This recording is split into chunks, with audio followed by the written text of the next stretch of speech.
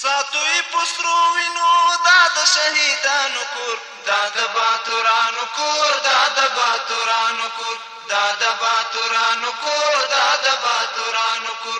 ساتوی پسرو وینو دا د شهیدانو کور، دا د باتورانو کور، دا د باتورانو. د ننګرهار والي سوداګرو او صنعتکارانو سره د همکارۍ او همغږۍ ناسته وکړه. د ننګرهار والي حاجي مولا محمد نعیم اخوند سوداګرو، پانګوالو، صنعتکارانو او څلورګونو خونو اړوند یو شمېر ستونزې، غوښتنې او وړاندیزونه واورېدل او په ټولو قانوني چارو کې د همکارۍ او همغږۍ ډاډ ورکړ. ننګرهار کې 144 کورنیو سره د کلچو پخولو وسایلو مرسته وشوه.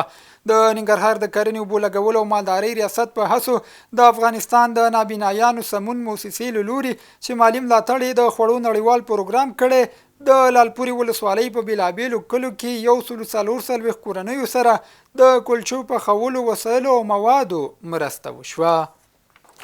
ننګرهار دره نور ولسوالۍ ته په دې وروستیو کلونو کې د سیلانیانو ورتګ زیات شوی.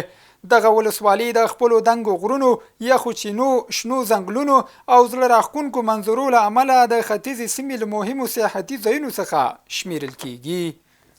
د ننګرهار ارشاد حج اوقاف مسؤلینو د ولسوالیو د حج اوقاف مدیرانو سره د نیکمرغه لوی اختر په مناسبت د علی قدر امیر المؤمنین حفظه الله اختریز پیغام د لا ښه خپرېدو او فرمانونو ښه تطبیق په موخه ناسته ترسره کړه. ننګرهار کې دیني عالمان له قرباني کوونکو او شتمنو هیوادوالو غواړي چې د اختر په قربانیو کې د بېوزلو، یتیمانو او اړمنو کورنیو لاسنیوي ته ډیر پام وکړي څو د اختر خوښۍ هر کور ته ورسیږي.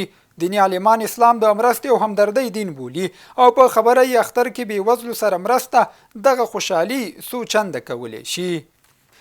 او ننګرهار میشتي په دغه ولایت کې له موټر او موټر سایکل چلوونکو غواړي چې د اختر ورځو پر مهال له احتیاطه کار واخلي او ترافیکي اصولو ته د جدي پاملرنه وکړي چې د ترافیکي پیښو مخه ونیول شي. دوی وایي ډیری کله موټر او موټر سایکل چلوونکو د بې احتیاطۍ له امله ځان او کورنیو ته ستونزې پیدا کوي. ساتوی پسرو وینو دا د شهیدانو کور، دا د باتورانو کور، دا د باتورانو کور، دا د باتورانو کور، دا د باتورانو کور.